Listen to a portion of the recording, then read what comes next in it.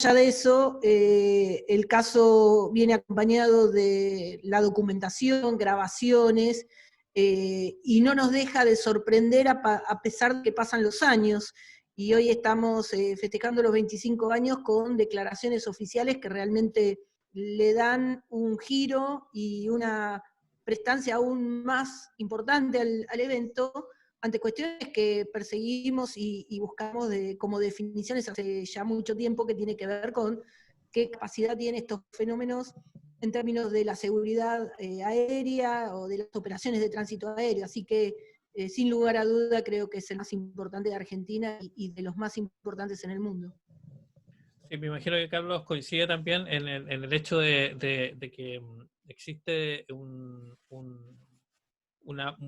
información muy importante, información oficial que de a poco ha comenzado a salir a la luz. Porque este caso, así como ocurre con muchos otros casos a nivel mundial, la información en los inicios se comienza a entregar de cuentagotas, así muy de a poco, y hoy día ustedes tienen un poquito más de información relacionada con este caso. Sí, es un caso que a pesar de los 25 años que ya transcurrieron, que no es una cifra menor, sigue generando y aportando nueva información, como bien decía Andrea. Para mí, en lo personal, creo que es uno de los casos más importantes de Argentina, lejos, no diría el primero, porque bueno, siempre llega a un punto medio de subjeción en un momento, pero está entre los 3 primeros casos más importantes de Argentina, seguro, por la cantidad de testigos, por la calidad de los testigos, por tener testigos en diferentes lugares y diferentes alturas. Recordemos que fue un caso que involucró 2 aviones, uno de Aerolíneas Argentinas, otro de Gendarmería. Hay testigos en la torre de control, personal civil que estaba en el aeropuerto, vecinos de barrios cercanos al aeropuerto. Es decir, uno de los casos que ya de por sí, por todos sus elementos, lo convierte en un caso único, donde un ovni jugueteó entre 2 aviones y en algún momento llegó a acompañar al avión de Aerolíneas Argentinas, a partir de lo cual el comandante Jorge Polanco realizó una expresión en el momento, cuando hablaba con la torre de control, en un momento, para explicar lo que estaba viendo, lo único que se le ocurrió decir es, no sé, para mí es un plato volador. Es decir, un piloto profesional estaba viendo un objeto a la punta de su ala y no le quedó otra expresión para describirlo como un plato volador. No estamos hablando, no es que dijo, no, me parece que es una luz o es no sé, es un plato volador. Bueno, un caso increíble, que ya a las pocas horas ya el jefe del aeropuerto ya empezó a comunicarse, o sea, los medios lo empezaron a llamarlo y ya a las pocas horas del hecho, al otro día, a la mañana, empezó a leer al aire el informe que hizo Jorge Polanco al momento de aterrizar. Y a partir de ahí fue un estallido mediático.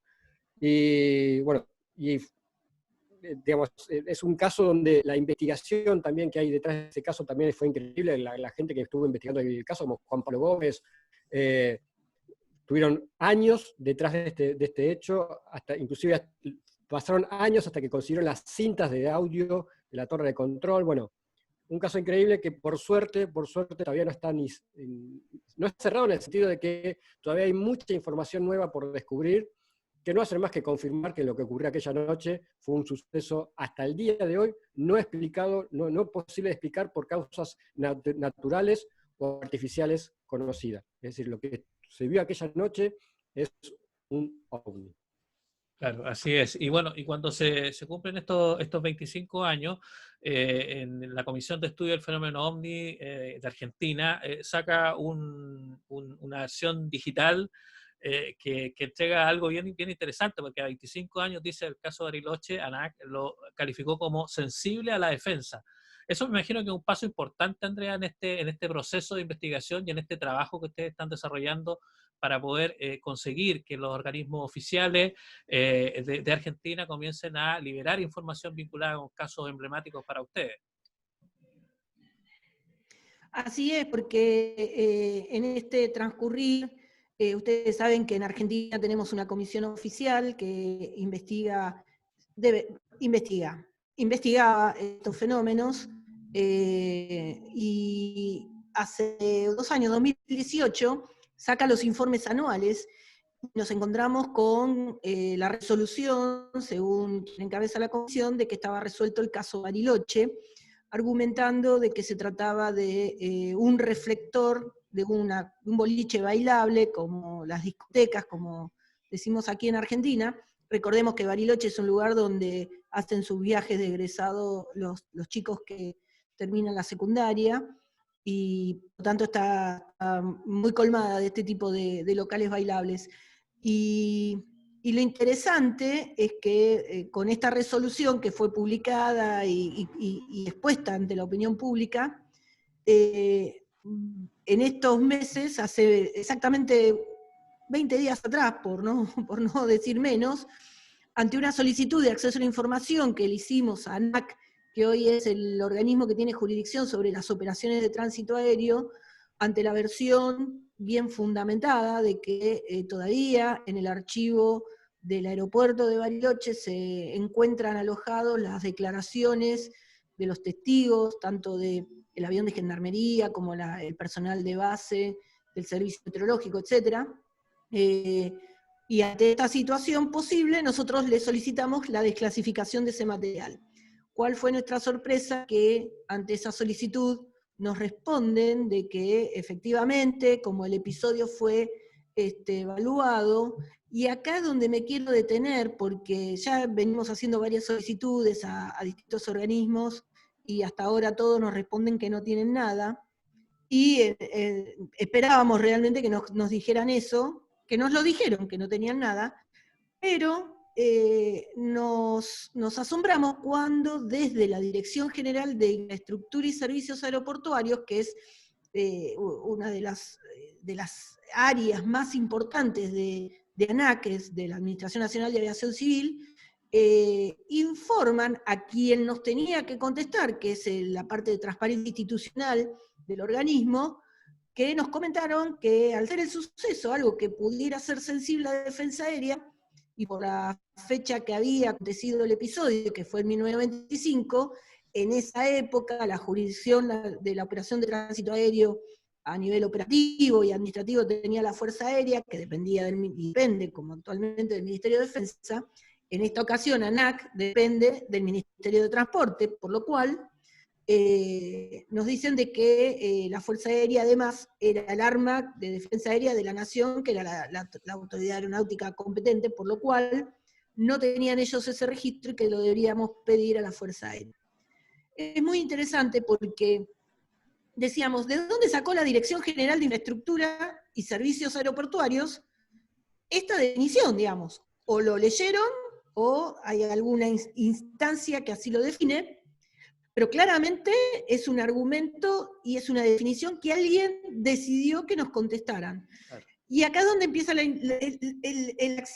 acción de interés, si se quiere, porque ¿a qué se considera en Argentina, como en todos los países, en las operaciones de tránsito aéreo en relación a la operatividad alrededor de un aeropuerto? Es cuando se intenta establecer comunicación con el objeto en sí, y de hecho nos fuimos al manual de gestión de tránsito aéreo que tiene las regulaciones argentinas de aviación civil, y hay un apartado que es el 211.075, que es donde se define qué es zona de identificación aérea. Y bueno, básicamente tiene que ver con los procedimientos de identificación y de notificación espacial, en relación a objetos que estén en ese ámbito de operatividad del aeropuerto. Bueno, acá es donde empieza a develarse de alguna manera la definición de que en este sentido ANAC nos está reconociendo que hay un objeto en relación al informe de la Fuerza Aérea que decía que era un haz de luz. Entonces la pregunta por el millón es, bueno, ¿a quién le creemos? Obviamente no voy a ser la que responde a esa pregunta, sino que se la vamos a pedir la respuesta de nuevo a la Fuerza Aérea con este nuevo fundamento que nos da ANAC. Así que esta es la sorpresa con lo que nos encontramos hoy en día.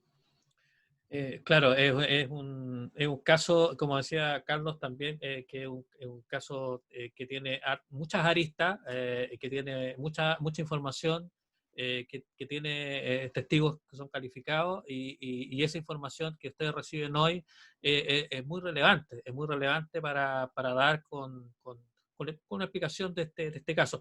Mira, yo les quiero compartir una pequeña muy pequeña entrevista que le pude hacer a Jorge Polanco cuando estuvo acá en Chile en la FIDAE del 2015.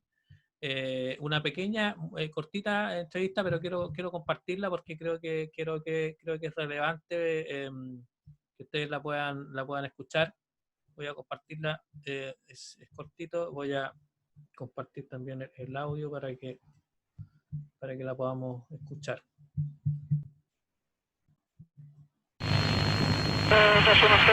No, esa no es. De su experiencia en Bariloche, ¿cuál es el sentimiento que tiene hoy con respecto a lo que usted vivió? Bueno, pasaron 21 años. Indudablemente después de 21 años, este es mi primer congreso en el que soy invitado, porque de manera yo no me prestaba a la investigación o a seguir trabajando. Y la verdad es que estoy contento, primero por el grupo de gente, por la seriedad que este congreso tiene y porque aquí podemos dar testimonio realmente de muchas cosas que quizás no conté en su momento, porque no eran para algunos organismos aceptables desde un punto de vista lógico. La realidad OVNI es algo que no todo el mundo pudo vivir y lo que tuvimos la suerte o la desgracia de vivirlo, lo único que podemos hacer es contarlo. ¿Cuánto ha cambiado la percepción que se tiene en el ámbito de los pilotos, en el ámbito, usted sigue vinculado a la aeronáutica? ¿Cuánto ha cambiado eso? Hace 21 años en mi país no se investigaba, no existían los celulares, no se podía grabar. La suerte que tuvimos en este caso, en el caso particular mío, fue que esto se desarrolló sobre la vertical del aeropuerto, con un avión militar por encima que observaba todo en todo momento, y todas las personas que trabajan en la Fuerza Aérea que en el aeropuerto también avistaron el fenómeno. De esa manera nosotros pudimos, además de presenciarlo y de vivirlo nosotros, confirmar y certificar todo lo que había ocurrido, que duró aproximadamente el evento entre 15 y 17 minutos. Ahora, ¿qué es lo que, cómo ha visto usted en Chile particularmente la existencia de este comité? Están haciendo un trabajo serio, son responsables. Me parece que es muy bueno para los chilenos tener un comité como este que trabaje seriamente para informarlos de un tema tan particular en el cual entran muchas subjetividades y a veces la gente se aparta de la realidad. Hay algo que no se conoce, que no se sabe mucho, pero usted tuvo ha tenido una segunda experiencia. Yo tuve tres, solamente conocida es una, la del caso Bariloche. Las otras dos las tuve ocultas durante muchos años. ¿Por qué motivo? Porque como no estaba abierta la investigación en Argentina, no quería confundir a nadie. Lo que pasa es que lo de Bariloche era inocultable porque sucedió a la vista de muchas personas y con militares de por medio que salieron a dar testimonio y me acompañaron en esto. Perfecto, vamos a conocer. Ahí estaba esta pequeña entrevista, porque la verdad es que fue una visita bastante relámpago, con poco tiempo para la investigación, para los investigadores. Él vino a FIDAE, dio una charla y tuvimos la posibilidad de compartir algunos minutos con él. Pero lo que me llama la atención es el hecho de que él dice que se guardó durante bastante tiempo de contar su experiencia así como en detalle a los investigadores. Y lo otro que me llamó la atención son estas otras experiencias que él había vivido.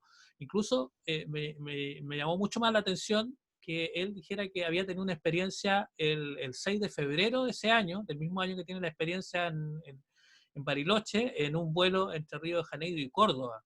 O sea, él había tenido una experiencia previa ese mismo año y después, bueno, después tiene una experiencia el 11 de agosto del 96. Me imagino que eso también es relevante, digamos, y importante que él se abriera de alguna forma a lo que es la investigación.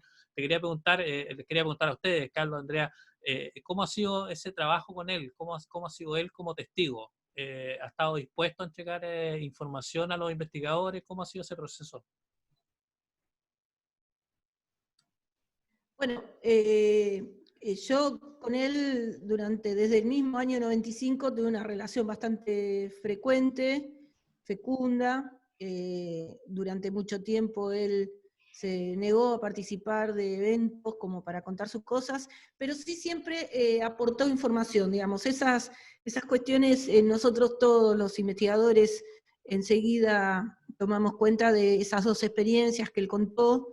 Lo que no sucedió es que se hicieran públicas, porque en el año 95, y yo te diría que hasta los años, principios de 2000, todavía no era bien, o sea, no había como gran apertura como para decir, bueno, tomemos en serio.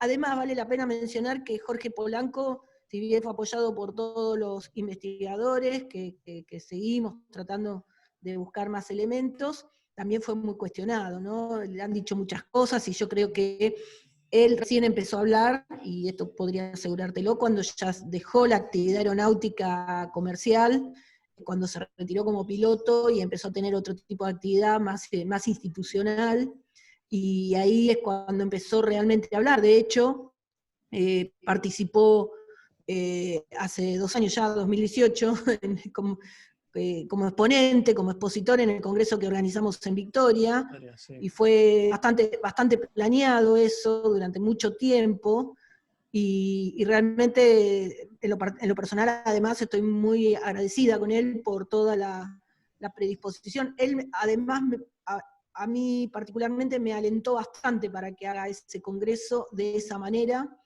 y la verdad que apoyó con todas sus capacidades. Y por otro lado, también que hizo público por primera vez, que tuvo que ver con un episodio que fue bastante conocido también, pero no trascendió tanto, que es, ustedes saben que Juan Domingo Gaitán tuvo al poco tiempo del hecho de Bariloche un accidente aeronáutico que le costó la vida. Y siempre hubo como una teoría del rumor donde en el momento que él tuvo el accidente, Polanco tuvo un desmayo en el aeroparque. Bueno, él lo expresó ya públicamente eso. Después sobre visitas que ha tenido de personal de Estados Unidos, todavía no tenemos muy claro de qué agencia, pero creo que él tampoco. Siempre habla que es de la NASA, pero tampoco lo puede confirmar. Bueno, varios de esos detalles que eran parte del folclore popular, que como que él lo decía, lo comentaba, en realidad lo hizo público en el Congreso, y ahí le dimos como un hecho fundacional a su comentario, ¿no? Pero vale la pena resaltar esto. Yo creo que él, como muchos testigos, ha sido, el tema OVNI tiene como dos caras, ¿no?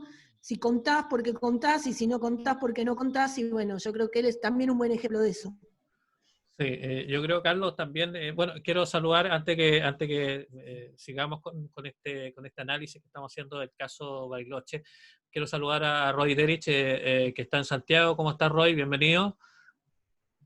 Hola, bienvenidos, gracias por la bienvenida. ¿Cómo están? Buenas noches, estoy acá atento escuchando, no los quiero interrumpir. Llego tarde, así que me pongo al día con las redes sociales y sigo el programa con atención. Gracias, Roy. Y Marcelo Moya, por supuesto, desde Valparaíso. ¿Cómo estás, Marcelo? Bienvenido. Hola, ¿qué tal, Cristian? Y bueno, igual que Roy, llegando tarde, pero le envío un gran abrazo ahí a Andreita y a mi gran amigo Carlos. Espero que estés muy bien y atento, escuchando, porque está muy interesante lo que están diciendo. Así que adelante, y yo me meto por ahí después en la coleta, ningún problema. Sí, más vale tarde que nunca, Marcelo. Así que gracias por estar ahí. Oye, a Carlos le quería preguntar, me imagino que dentro también de esta apertura que han tenido los pilotos, ya sea argentinos, chilenos, uruguayos, me imagino que el hecho de que se hayan creado comisiones oficiales para investigar el tema de los ovnis por parte de organismos como el CEFA, el CRIOVNI, por ejemplo, ha permitido que los pilotos civiles se atrevan a contar su experiencia al mundo, digamos, poder transmitir lo que vivieron sin ser catalogados de locos o sin tener problemas también con sus pares. Primero, permitime saludar a Marcelo y a Roy. Un placer estar con ellos, con tantos amigos en este programa. Pero dos cositas con respecto a lo que preguntas, así rápido. Es importante destacar que en Argentina, ya desde la década del 50, desde la década del 50, mitad de la década del 50, ya hubieron personas, grupos, comisiones, con diferentes nombres que les quieras dar, que de alguna o de otra forma a nivel oficial investigaban el tema OVNI, sea o de forma individual o de forma con un pequeño grupo o demás, pero ya de la década del 50, eso es un detalle interesante. Algunas fueron más famosas o más conocidas, por ejemplo la de la Marina, que en la década del 60 investigó grandes casos, la Comisión de la Marina Argentina. Entonces, la comisión que nació en el 2011 de Fuerza Aérea, no, obviamente con esto quiero decir que no fue la primera, y tampoco fue la primera en la cual participaron investigadores civiles, porque ya en comisiones anteriores o en grupos anteriores oficiales hubieron investigadores civiles que participaron.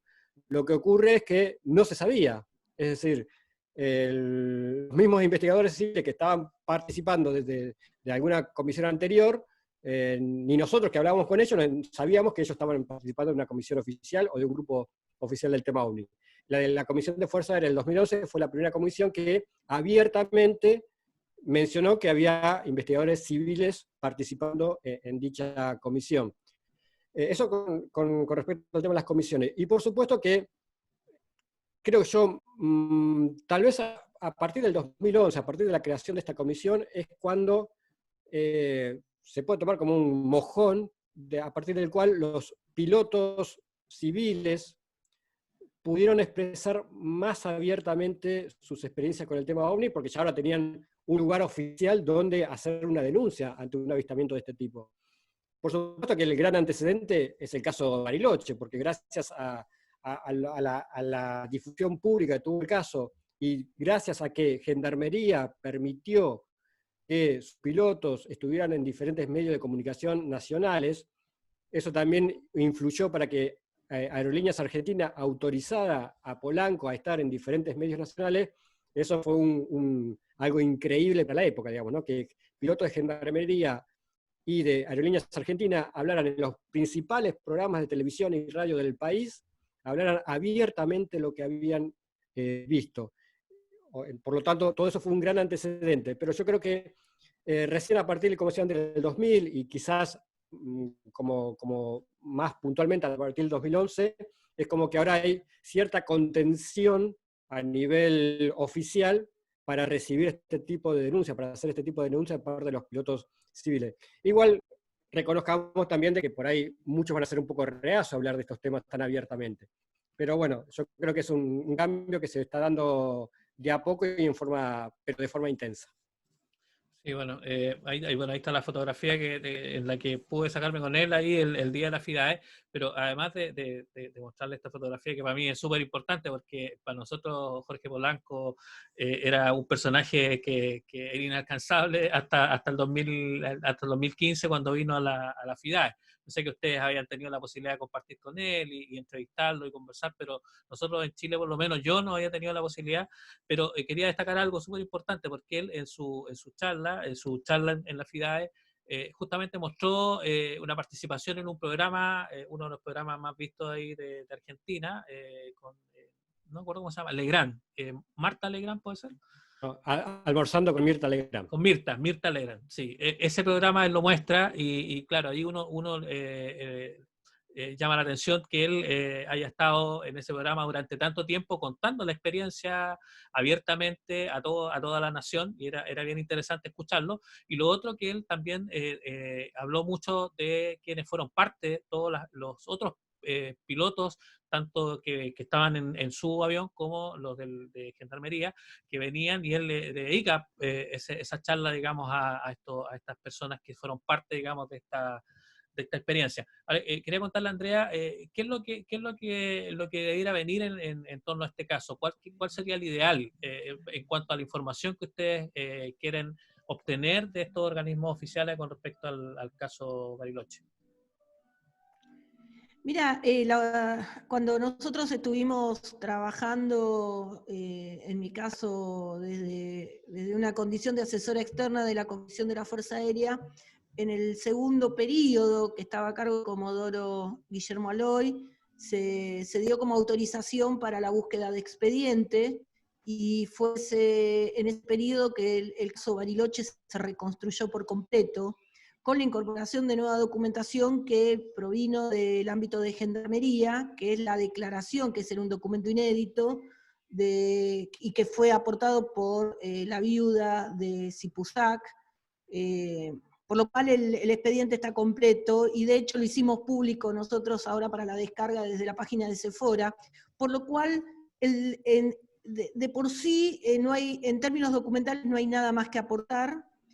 Yo creo que el gran desafío ahora es que se reconozca que el caso institucionalmente sucedió, que es parte de lo que merece ser estudiado, investigado, sin abrir juicios de debate, que no es lo que pedimos incluso, simplemente que se reconozca que hubo un episodio que merece ser estudiado, que generó tal documentación, con tal, como hacen ustedes, digamos, que nadie dice, es esto, es el otro, no hay un diagnóstico, simplemente se pone de cara a la sociedad la posibilidad de acceder a la documentación, a las actuaciones que se hicieron. Y después que cada uno haga lo que quiera desde su lugar, desde su mirada, desde su peritaje, desde lo que quiera.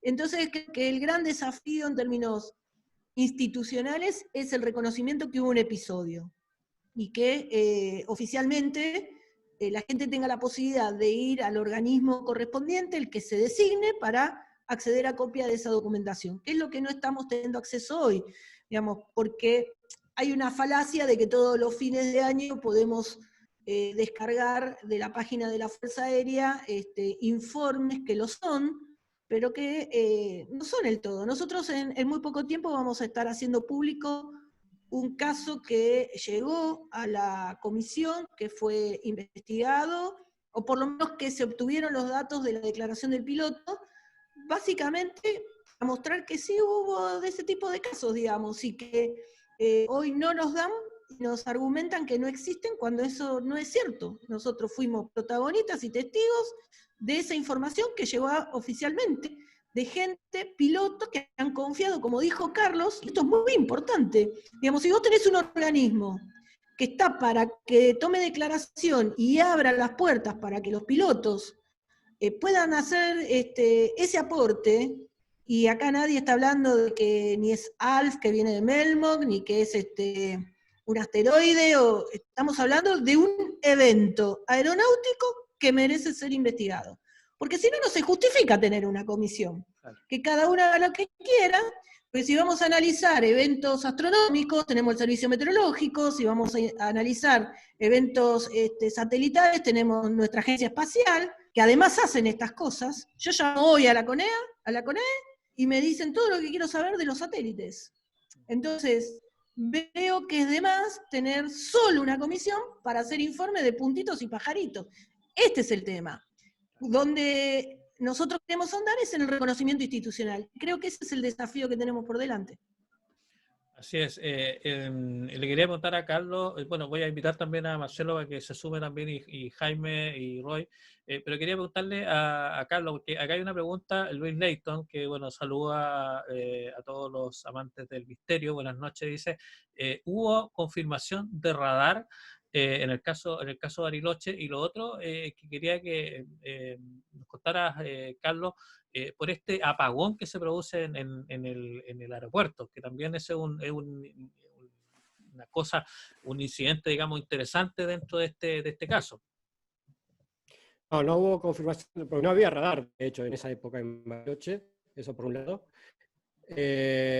Y con respecto al apagón, es muy, muy subjetivo, y obviamente lo primero que uno tiende a pensar es la relación directa entre el apagón y el objeto. ¿Por qué? Porque, bueno, en realidad es el caso un poquito más complejo, comienza mucho antes, comienza un rato antes a varios kilómetros de Bariloche, entre Bariloche y la ciudad de Neuquén. En ese momento, cuando venía el avión de gendarmería, observa un objeto que lo pasa por debajo, que iba rumbo a Bariloche. Posteriormente es cuando ese objeto, que suponemos que es el mismo, llegó a Bariloche, y ahí es cuando se puso el corte de energía. Entonces es lógico pensar, bueno, tiene que haber una relación directa, justo aparece el ovni y se corta la luz. Si bien la cooperativa eléctrica en su momento dio más o menos una explicación ahí como para zafar, y si bien Juan Pablo Gómez, que es el principal investigador argentino del caso Bariloche, lejos, para él no encontró una relación directa entre el OVNI y el corte de energía. A mí en lo personal me queda esa duda, digamos, ¿no? Porque es justo muy casual que justo que aparezca el OVNI y se corte la luz, como ha ocurrido en muchas otras ocasiones. Lo que sí también es interesante destacar es que el OVNI, a pesar de la cercanía que estuvo con el avión de Aerolíneas, no afectó ningún aparato eléctrico o mecánico del avión. Es decir, el vuelo de Aerolíneas Argentinas no se vio afectado técnicamente por el objeto volador no identificado, por más que estuvo al lado. Esto también daría pie, bueno, a hacer todo un análisis, ¿no? Si el OVNI es selectivo en cuanto a qué cosas influye o no sobre el tema eléctrico, por ejemplo, pero bueno, ya sería tema para otro programa. Pero bueno, lo concreto es que es muy curiosa la relación temporal y espacial del corte de energía con el OVNI, aunque oficialmente hay una explicación de que, bueno, hubo una sobrecarga por X motivo y por eso produjo el corte. Sí, yo recuerdo que cuando tuve la posibilidad y con un grupo de otros investigadores, de gente del CEFA, exponer en el Congreso, uno de los temas que más le interesaba a los congresistas de Chile era saber si los ovnis representaban un peligro para la aeronavegación. Ese era el objetivo, digamos, de que nos invitaran a exponer. Yo no sé, Marcelo Moya, ¿qué opinión tiene con respecto a estos incidentes que ocurren en el espacio? Y Jaime también, porque yo sé que este caso que vamos a contar ahora, bueno, que vamos a recordar, porque este caso lo hemos planteado en varias oportunidades, pero sin duda que es relevante para la casuística chilena. Yo no sé, Marcelo, ¿qué opinas tú con respecto a este tema de estos encuentros entre aeronaves y ovnis, si representan o no un peligro para la aeronavegación? Ante todo, bueno, yo quiero destacar aquí el tema o el caso que puso en el tapete mi gran amiga Andrea y mi gran amigo Carlos, en relación a un hecho que ha trascendido las fronteras. Obviamente me ha interesado bastante, bueno, siempre me ha interesado bastante todo lo que tiene que ver el fenómeno anómalo con lo que es aeronáutica, y especialmente este caso de Bariloche. Y bueno, después de esto les tengo algunas consultas a mis amigos, y me llama la atención, y esto que quizás vamos a concordar o no de cierta forma, es que la mayoría de casos emblemáticos tienen una fecha. Hay como una ley, no sé si llamarla ley, pero de fechas. La mayoría de casos emblemáticos han ocurrido a mediados de año, en julio. Por ejemplo, el caso Bariloche ocurrió como el 31 de julio del 95. 31 de julio, sí. Exactamente. El caso Peyuco también ocurrió acá, eso sí que el año 65, pero también un 31 de julio. Acá comenzamos con una, entre comillas, una presunta oleada en junio.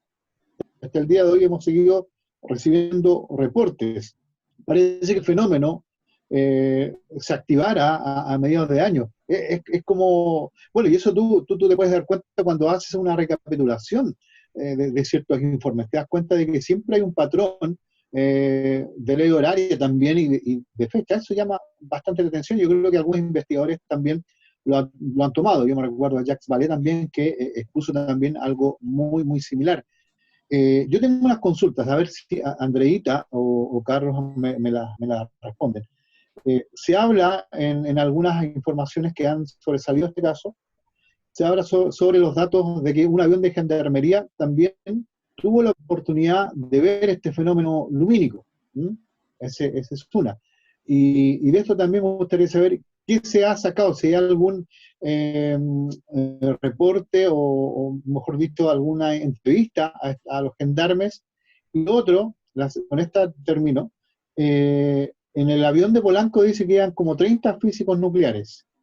No sé si ustedes han sacado también alguna cuña de esos testigos y se han sacado cuál fue la reacción de ellos con respecto a este fenómeno aeronáutico.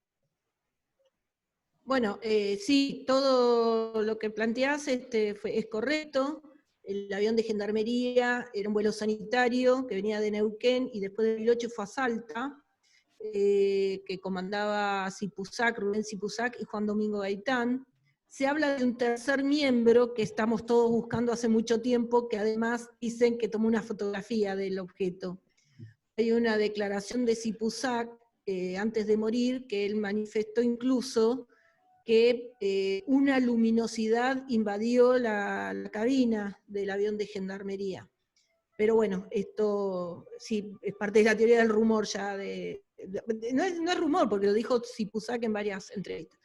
Por otro lado, es cierto que en el avión de Polanco iban científicos, la mayoría físicos, porque había un congreso en el Instituto Balseiro, que es un organismo científico de los más importantes de Argentina, que está en Bariloche, y uno de los asistentes era el doctor Rosito, que era miembro del CITEFA, Carlos Rosito, que a su vez es un particular interesado de estos fenómenos porque fue parte de la comisión que en su momento, una comisión semioficial, porque no llegó a ser oficial, que es conoció como la comisión del CITEFA, que después le voy a dejar a Carlos para que desarrolle, que además hizo el peritaje del equipo electrógeno del aeropuerto.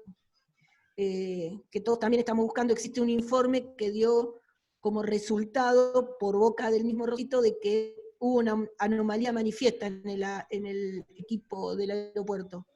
Lamentablemente, los informes siempre caen en las manos apropiadas, que bueno, eso será tema de hablar en reserva. Pero sí, efectivamente todo eso sucedió. Te quería preguntar a Jaime Tamayo, lo veo que está anotando ahí, tomando notas, como siempre, muy atento a la conversación.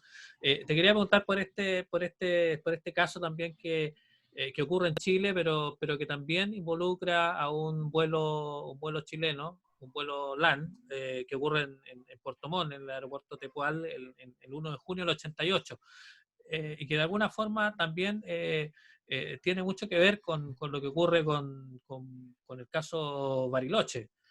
No sé si tú recuerdas, tengo el audio por si lo podemos escuchar también, pero me imagino que dentro de los casos que tú has investigado, Jaime, este es uno de los relevantes porque tiene un audio entre el piloto y la torre de control. Sí, mira, hay una serie de incidentes que yo estaba tomando nota precisamente de algunos casos que son bastante similares, me refiero a que tienen una abundante cantidad de información y son protagonizados por lo que nosotros llamamos testigos de élite, como pueden ser los pilotos. El caso Bariloche sin duda es impresionante, pero viendo y desglosando un poco lo que pasa acá en Chile, yo me encontré con una serie de incidentes que son bastante interesantes y que han causado revuelo y han pasado a ser incluso algunos clásicos. El caso que tú mencionas, Cristian, que ocurrió el año 88, yo tuve conocimiento de él un par de años después del incidente, por una reunión que tuvimos con el que aquel entonces era un controlador de tránsito aéreo, que era muy fanático de este tema, que era Gustavo Rodríguez Navarro, que después pasó a ser parte del Comité de Estudios de Fenómenos Aéreos Anualo. Él fue la primera persona que nos hizo llegar la grabación de este incidente, porque hay que recordar que si bien es cierto, se ha publicitado mucho este caso y la gente puede encontrar reconstituciones del incidente en internet muy detalladas, todas se basan en esa grabación precisamente, pero hay que destacar que esa grabación no fue conseguida a nivel oficial. Y eso es lo que yo siempre he planteado a muchos investigadores. que en Chile nosotros contamos con una gran cantidad de información respecto a casos, pero no pasa lo mismo que, por ejemplo, en Argentina, y lo conversamos alguna vez con Andrea en programas pasados, la iniciativa que están ellos realizando respecto a conseguir información oficial, acá en Chile lamentablemente no se ha hecho. Y eso es muy importante porque caemos en una situación bastante extraña y que tiene que ver con lo que comentaba el investigador Raúl Núñez hace unos días, que tiene que ver con la individualidad de la investigación del tema, y yo creo que pasa lo mismo en Argentina. Cada quien realiza sus propias investigaciones dentro de lo posible y de los contactos que puede tener, pero no hay una unión real entre los investigadores que potencie digamos, la obtención de información oficial, porque podemos hablar, por ejemplo, del caso, caso del vuelo LAN, que hoy es la TAM, la línea aérea, pero en ese tiempo era LAN, el vuelo 045, que tú mencionas que incluso hay una grabación en donde el piloto dice que tiene que desviarse para no chocar con un objeto volador no identificado. Pero si tú vas a los archivos oficiales, ese material no existe. No hay de dónde obtenerlo oficialmente. Hay un caso tan increíble como ese que ocurre el 20 de octubre del año 78 y que también hay una grabación circulando, y que hay que decir que también fue gentileza de nuestro querido amigo Gustavo Rodríguez, de un objeto volador no identificado que desciende frente al aeródromo de Tobalaba, acá en Santiago. Exacto. Y los controladores describen un objeto luminoso en forma de platillo metálico, o sea, y estaba a una distancia bastante cercana, y quedan todos atónitos mirando a este objeto que, bueno, en un principio eran dos objetos, uno se desaparece y el otro se acerca hacia un cerro que está frente a la torre y permanece ahí durante bastante tiempo, y después asciende y desaparece y quedan todos completamente atónitos ante lo que están viendo. Ese informe tampoco existe oficialmente. Otro caso clásico y que nosotros también conocemos mucho y que también conocen nuestros amigos allá en Argentina, porque ocurrió particularmente un mes después, es el 17 de agosto del año 1985, en donde se ve un objeto volador no identificado, que si bien es cierto, hay unas fotografías muy buenas que puede tratarse de un globo, pero también hay reportes, por ejemplo, de un Canadian Pacific que venía pasando y que también observó este objeto volador no identificado, y que yo varias veces lo he conversado con Gustavo Rodríguez, y él me decía que, digamos, a diferencia de todo lo que la gente señala, él puso en duda en aquella oportunidad cuando yo lo entrevisté para una revista en la que colaboraba, que se tratara solamente de un objeto que apareció ese 17 de agosto del 85, porque hay reportes desde varios lados del país. Y ese caso fue un avistamiento global producido en todo Chile, que al final la respuesta oficial que se dio era que se trataba de un globo, y se cerró un poco la historia.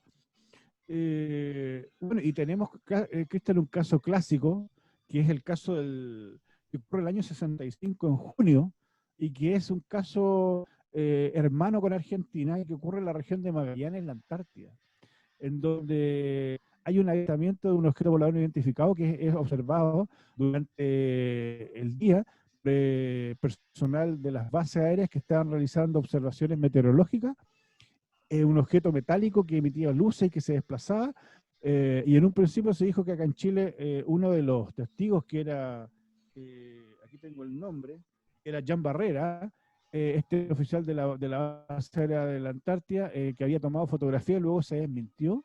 Y lo particular de este caso es que, bueno, fue muy bien investigado en Argentina, pero acá, Cristian, no existe ningún reporte oficial. Pero no solo eso, se hizo un resumen que fue pedido por la Universidad de Colorado y por el Comité Cóndor, y a ellos se les envió esa información. Pero acá no se hizo nada, y ellos fueron los que se interesaron en investigar este caso. Entonces, si tú vas enumerando una serie de incidentes que se han producido en Chile, lamentablemente, y caemos en lo que yo digo, no hay ninguna información oficial. Lo único que conocemos, entre comillas, tiene que ver con lo que ocurre después de la creación del CEFA, el año 1997. Y hay que decir que oficialmente la cantidad de reportes que recibe el CEFA, yo creo que debe ser el 1% de los avistamientos que se producen. Entonces tampoco es para mí, si bien es cierto, es un ente gubernamental que vale mucho la pena y vale destacar, no representa la totalidad de los incidentes que son reportados en Chile, y como te digo, la información oficial que que puede haber antes del año 97, antes de la creación de este comité, nunca se ha dado a conocer en Chile. Y yo creo que existe, porque tenemos casos de pilotos de la Fuerza Aérea, como Danilo Catalán, que observa un objeto volador no identificado. Tú conoces tú incluso escribiste un libro al respecto, y esa información no existe oficialmente. Entonces, ¿qué pasa con eso? ¿Qué pasa con todos esos incidentes? Hace pocos días salió un documental de History en el que se mencionaba que Chile era uno de los países donde más avistamientos de ovni había. ¿Qué pasa con toda esa información? ¿Dónde está? Eso es lo que a mí me preocupa. Sí, quiero invitarlo porque yo sé que muchos de ustedes han escuchado quizás este audio, pero es bastante interesante porque da cuenta, digamos, de un incidente que ocurre, como mencionaba Jaime, el 1 de junio del 88, ahí en el aeropuerto Tepual, y que da cuenta, digamos, de estos incidentes. Yo sé que en el caso Polanco, en el caso Bariloche también existe un audio, digamos, existe una grabación, pero quiero compartirle porque yo sé que es bien interesante y da cuenta, digamos, de este fenómeno. Voy a compartir este audio, que espero no equivocarme ahora en el... Ahí está.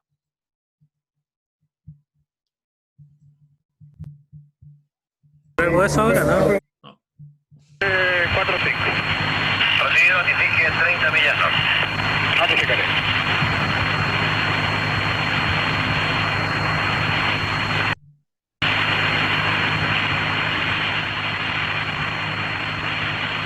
¿Informa de un tráfico que adelante usted?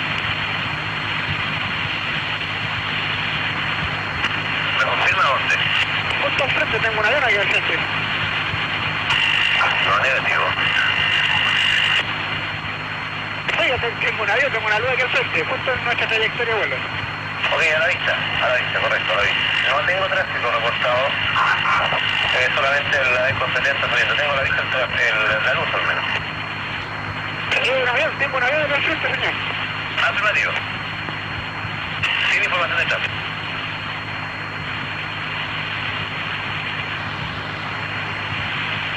¿Usted lo tiene a la vista, no? Correcto, sí. Cambia de luz amarilla, roja, centellazo, ¿cierto? Este mismo, afirmativo. Porque entiendo que usted no está en su control. No, negativo, en absoluto.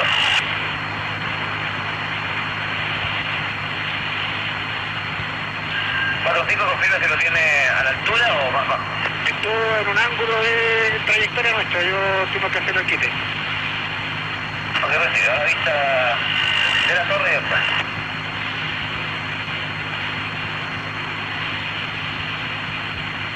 Gran Chile 4-5 active transponder 1-2-1-5, por favor. Está activado el transponder. Ok, gracias. Sigo teniendo el tráfico a la vista todavía, ¿no?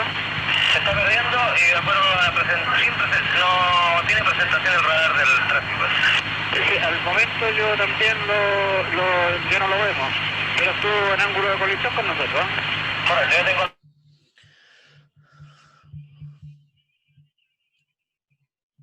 Ahí está este audio que no sé si se está escuchando nuevamente, ¿no? Ahora sí. Ahora sí lo estaba escuchando de nuevo el audio. Bueno, pero este audio es bastante llamativo porque él lo menciona, digamos, estuvo en ángulo de colisión con la aeronave, por lo cual es algo que pone en riesgo sin duda, o pone por lo menos en aprietos a la tripulación. Este audio, Jaime, en su momento fue bien analizado, fue bien comentado por los investigadores de nuestro país. Sí, incluso hay una parte que tú ahí, que no sale, en donde el piloto dice que lo tiene al frente y que está, y el piloto está súper exaltado diciendo que va a chocar con ellos. Entonces, son incidentes que vale la pena investigar, y que si no es por la buena voluntad de ciertos personajes que estuvieron ahí en el lugar y la hora adecuada, quizás se perderían dentro de los archivos de la investigación nacional, digamos. Claro. Yo sé que Andrea ya nos tiene que dejar porque tiene un compromiso, pero yo quiero agradecerle por haber estado conversando de este interesantísimo tema. Por supuesto, sabemos que van a seguir apareciendo nuevos antecedentes con respecto a este y otros casos que han ocurrido en Argentina, así que vamos a dejarte invitada, por supuesto, para una próxima oportunidad y enviarle un saludo también a tu madre. Bueno, muchas gracias, Cristian. Aprovecho para saludarlo a Marce, que está por ahí. Me encanta verlo con la batería siempre. Y a Roy, bueno, un placer como siempre. Pues es que me agarró el cambio de horario, que no calculé la diferencia de hora y se me trastocó todos los horarios, pero bueno, a veces no falla. Sí. Quiero agradecerles la gentileza de siempre tener en cuenta lo que hacemos en Argentina y bueno, y para nosotros siempre es un placer porque tenemos muchos años de compartir todo, así que de alguna manera en conjunto vamos develando algunas de estas cuestiones y es un placer siempre, chicos. Así que muchas gracias.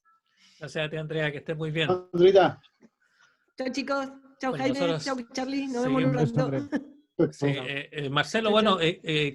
quería preguntar a ti también con respecto a estos incidentes que han ocurrido acá en Chile, estos encuentros con pilotos, como el que escuchamos recién. Yo sé que se cayó un poco la conexión contigo, pero este incidente en el aeropuerto de Tepual, como lo mencionaba Jaime, con un piloto que se pone bastante nervioso porque tiene un objeto en ángulo de trayectoria, digamos, su trayectoria, y en algún momento él dice que tiene que hacerle el quite para evitar una colisión.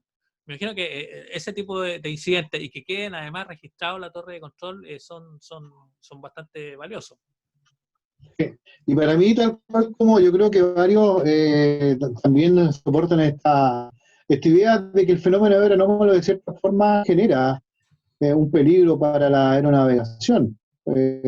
Tal cual como lo comentaba Jaime, con este incidente del avión LAN, ahora LATAM, el año 80 y tanto fue. Hay un incidente también que ocurrió acá en el año 2006, también con un avión que venía desde el norte, traía un equipo de fútbol, Santiago Wanderers.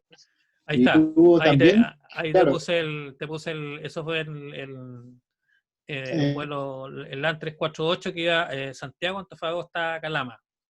Exactamente, claro, exactamente, 2003 fue efectivamente. También tuvo que hacer una maniobra bastante peligrosa, porque tuvo que, si mal no recuerdo, descender.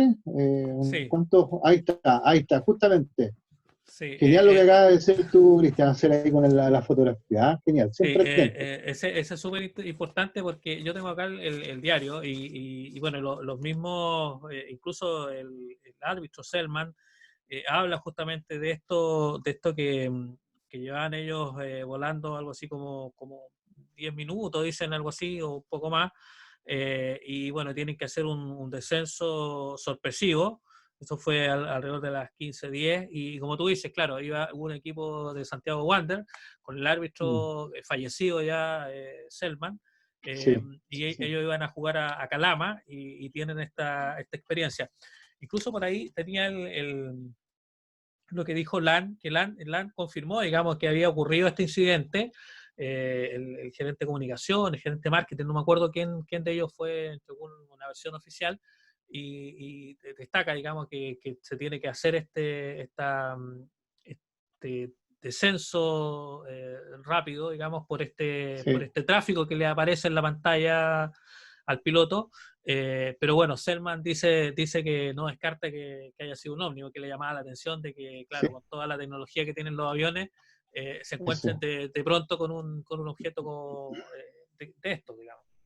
Claro, exactamente. Yo encuentro que, mira, estos incidentes y estos reportes son muy interesantes porque obviamente ellos tienen la tecnología, el sistema para poder captar o visualizar de mejor manera este tipo de fenómenos que ocurren obviamente a gran altura. Y con También mucha distancia, o sea, con mucha distancia, digamos. Ellos saben, no es que se lo encuentren a metros, digamos, sino que ellos saben que hay un tráfico que viene a tantos kilómetros de la posición de ellos.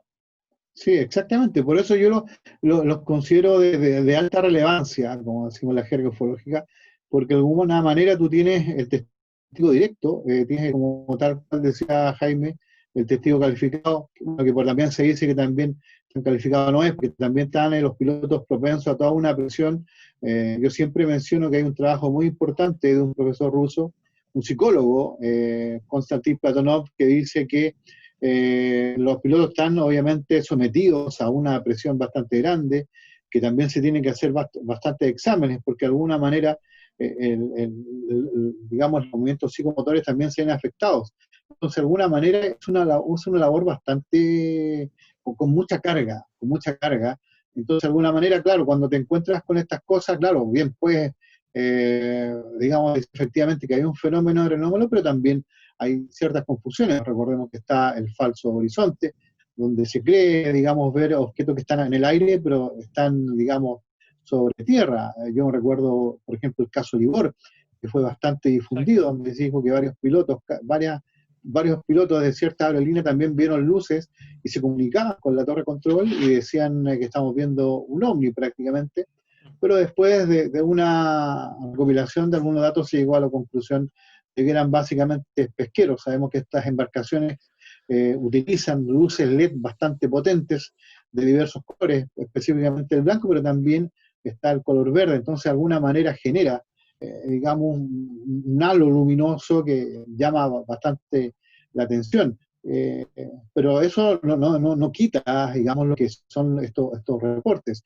Yo quiero compartir con ustedes, acá tengo también, vamos a salir de la pantalla completa, tengo, fíjense ustedes, un reporte que llegó del año, acá lo tengo, que llegó del año, fíjense ustedes, aquí está cargando, se los voy a leer, estamos acá, se los voy a leer esperando que cargue el... Ahí estamos, dice, texto de la conversación mantenida entre el comandante Ricardo Franz del avión de la línea aérea nacional, ahora el LATAM, como dice Jaime, y Boeing 707 número 892, la torre de control del aeropuerto Pudahuel. Y fíjense que esto ocurrió una noche del 28 al 29 de diciembre del año de 1971, entre un cuarto para las 12 de la noche, y es muy interesante porque aquí se hace una descripción de la observación que tiene este avión LAN, dice, para su información, ahora, está hablando del avión, dice, tiene 3 luces a 3.000 pies, ahora son 4, dice, ocasionalmente se ve una cuarta, esta parte no alcanza a figurar en la versión grabada en cinta, dice, y un poco rescato también lo que dijo Jaime, que después voy con ese dato, y dice, al parecer son aeronaves y están sobre la cordillera a la altura de San Martín de los Andes, y las luces cambian de intensidad continuamente, desapareciendo y apareciendo, buen detalle ese, son de color rojo, y continúa, digamos, la tripulación, comentando, dice, ahora son 2, nivel aproximadamente, dice, unos 300 pies, dice, sobre la cordillera. En la cinta dice, parece extenderse de 3, parece hay 2, incluso ahí los pilotos comienzan un poco a tratar de contar las luces que estaban viendo, dice, y hay una tercera, una segunda que tiene 2 luces, interesante ese dato. Y la torre, dice, le contesta a Santiago, dice, agradeceré confirmar la posición, dice. Y aquí le dice, bueno, ahora se juntan 2 luces, se funden en una sola, y sigue a la formación, interesante, dice, tal cual como le había explicado anteriormente, dice, le sigue respondiendo a la torre, dice, según la versión escrita, antecedentes por recibido, dice, gracias, si gusta me da otro canal para darle más detalles y no bloquear las llamadas, dice, se aclara que esta sugerencia es porque se está buscando un canal con el cual se contacta a todos los aviones en vuelo, dice. Y la torre continúa, dice, no se preocupe, dice, en la cinta que usted escuche no se incluye esta frase. Bueno, aquí estoy leyendo una transcripción de lo que dice el avión, dice, y el avión le responde, dice a la torre, su información en un transcurso aproximadamente de 30 minutos se pasaron de Ancud, se pasaron totalmente a la cordillera al otro lado del avión, continúa la información al lado del avión, dice, y la torre le responde, recibido. En todo caso, estamos metidos en su información, dice.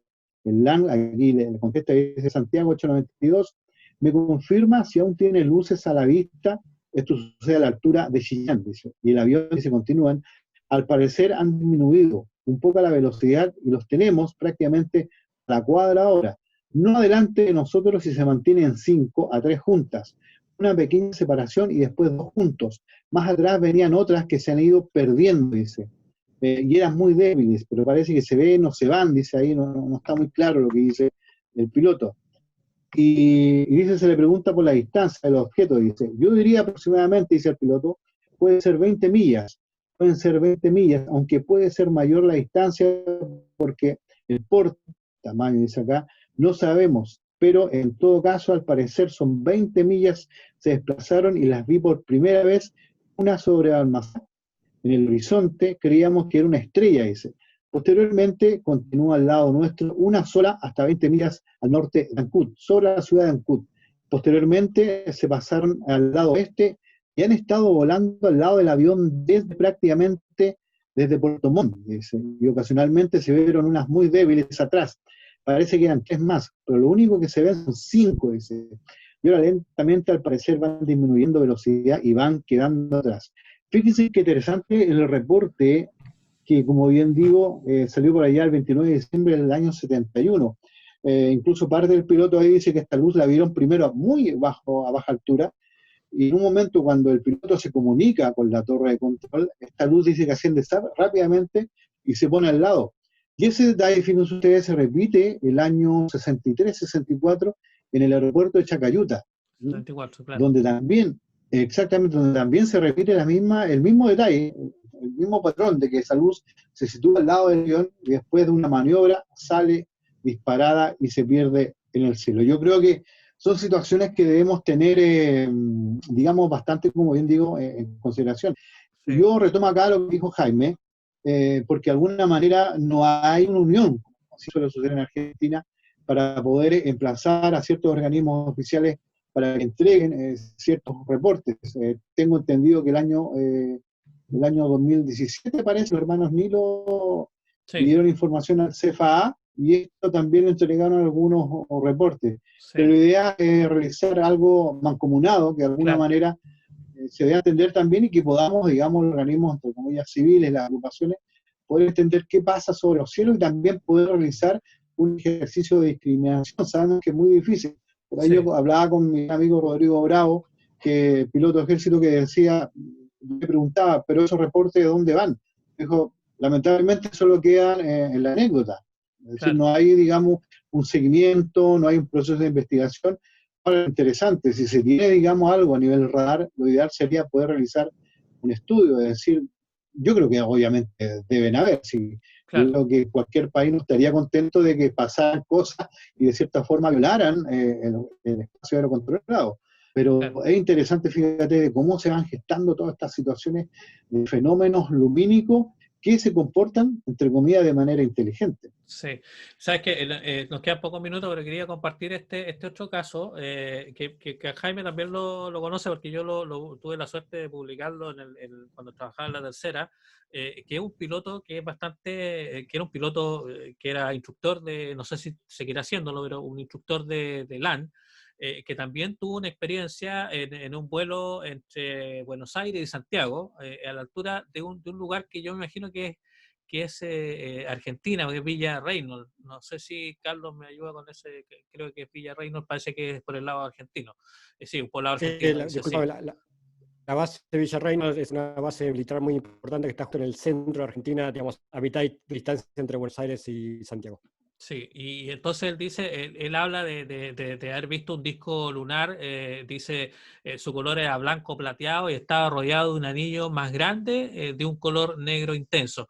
Pensé que dice que lo cuenta, digamos, después de mucho tiempo. Él venía en un Boeing 737 y bueno, nos cuenta, digamos, esta experiencia. Es mucho más largo. Yo tengo el audio de la entrevista, lamentablemente lo tengo en un cassette, por lo cual todavía no he podido digitalizarlo, pero sé que Jaime Tamayo está en ese proceso, así que pronto se lo voy a enviar para que lo podamos tener este relato, porque es muy interesante, porque también es un piloto avesado, un piloto muy experimentado, digamos, que tiene una experiencia, incluso él dice que después, posteriormente, en la radio de nuestro avión, dice, pudimos escuchar a 2 naves, una de aerolínea argentina y otra de línea austral, pidiendo información sobre el OVNI. Entonces, eso da cuenta de que el fenómeno, además de ser visto por esta tripulación de este avión LAN, también fue vista por otras tripulaciones. Así que también es otro caso de aerolíneas comerciales que tienen un encuentro con OVNI. Así que no quería dejarlo pasar.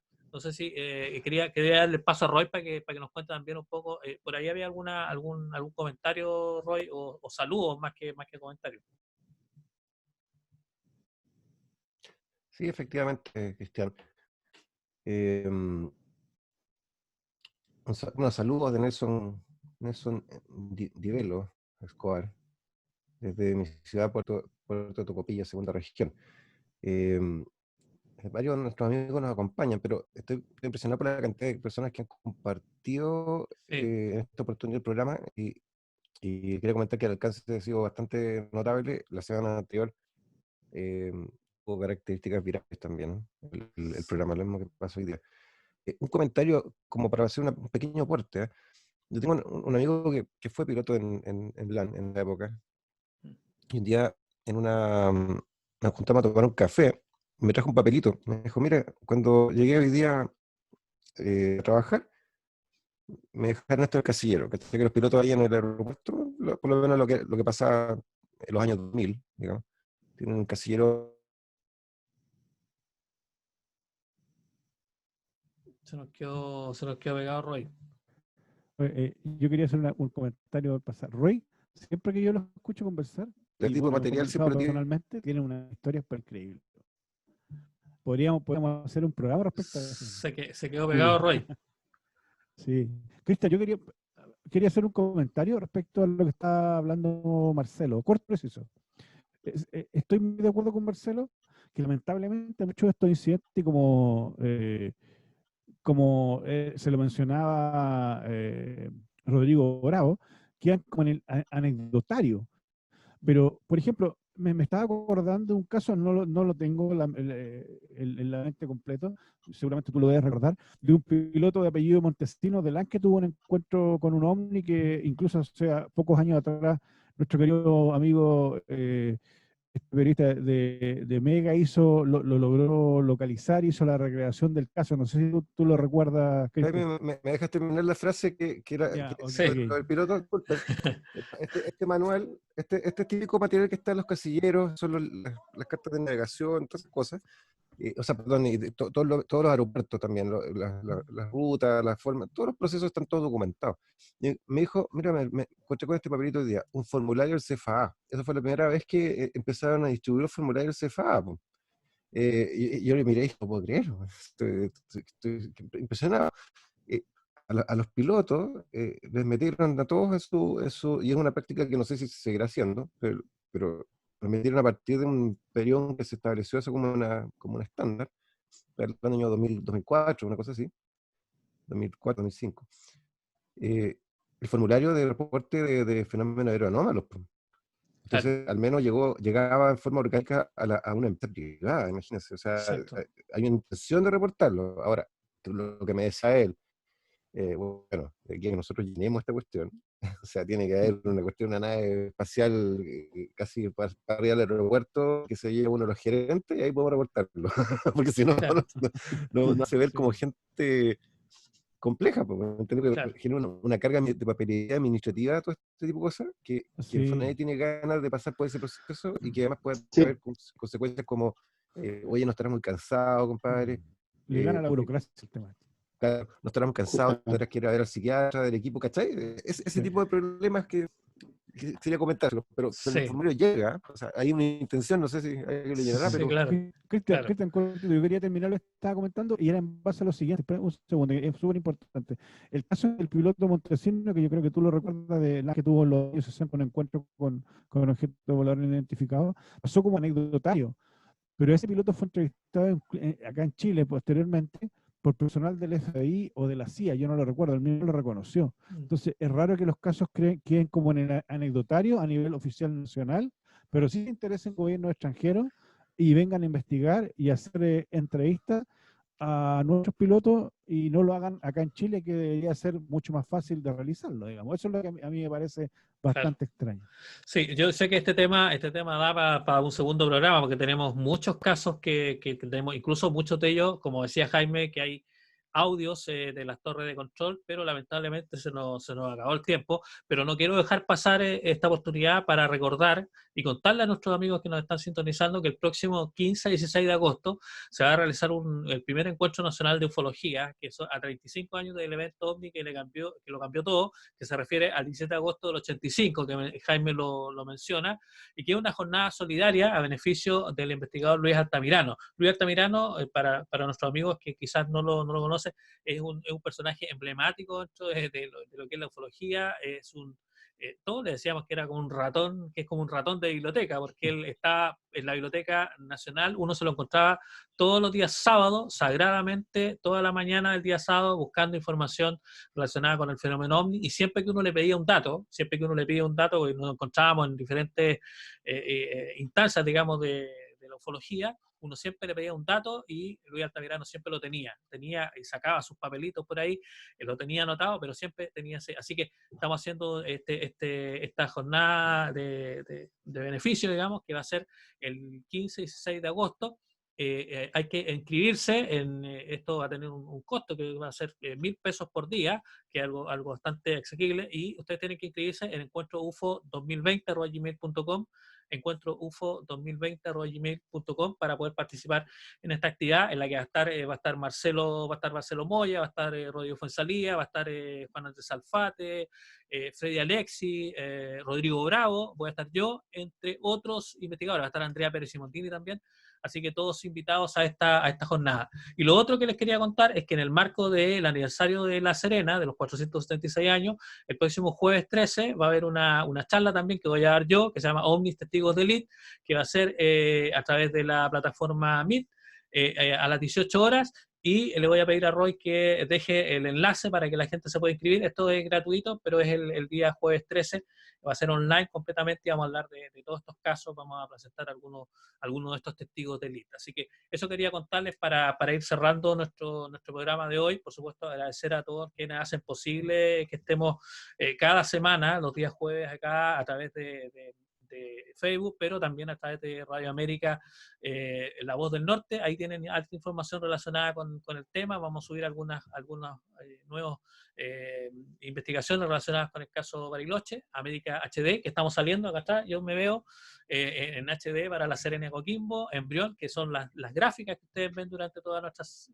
transmisiones. Hay que agradecer a Henry Osandón, que hace todas estas gráficas que ustedes ven durante la semana, estos videos que mandamos también para promocionar el espacio. Mi super tazón, ya vamos a tener tazones, ya no se preocupen, vamos a tener acá disponible. Alcalay, por supuesto, todo el apoyo, soporte tecnológico. Telconor también, de una empresa de acá de la región de Coquimbo, y el Centro Comunitario Cuatro Esquinas, que nos hace la difusión durante toda la semana para que tengamos hartos amigos que nos vayan siguiendo semana a semana. Así que yo les quiero agradecer, muchachos, agradecer a Marcelo Moya, a Carlos Alberto, a Jaime Tamayo, y que nos acompañaron esta semana. Por supuesto, vamos a estar atentos a las novedades en Argentina con respecto al fenómeno OVNI. Así que voy a dejar a Carlos para que se despida rápidamente y por supuesto, dejarte invitado como siempre para otra oportunidad, Carlos. Gracias, Cristian. Como siempre, un placer estar en este programa. Saludos para vos, para Jaime, que espero tenerlo mañana. Mañana va a estar en mi programa de radio, Jaime, a Roy, y por supuesto a mi gran amigo Marcelo Moya, que lo veo con las bateas ahí. Gana de escuchar un buen metal, ¿no, Marcelo? Sí, así es, amigo mío. Saludos a todos. Un abrazo, Marcelo. Un abrazo. Chao, chao, que estén muy bien. Gracias por la invitación. Chao, Jaime. Y ustedes, amigos, por supuesto, dejarlos invitados para la próxima semana. El próximo jueves también vamos a estar acá, como siempre, a las 21 horas, a través del Facebook de La Noche del Misterio y también en América HD. Un abrazo, que estén muy bien. Chao, chao. Chao.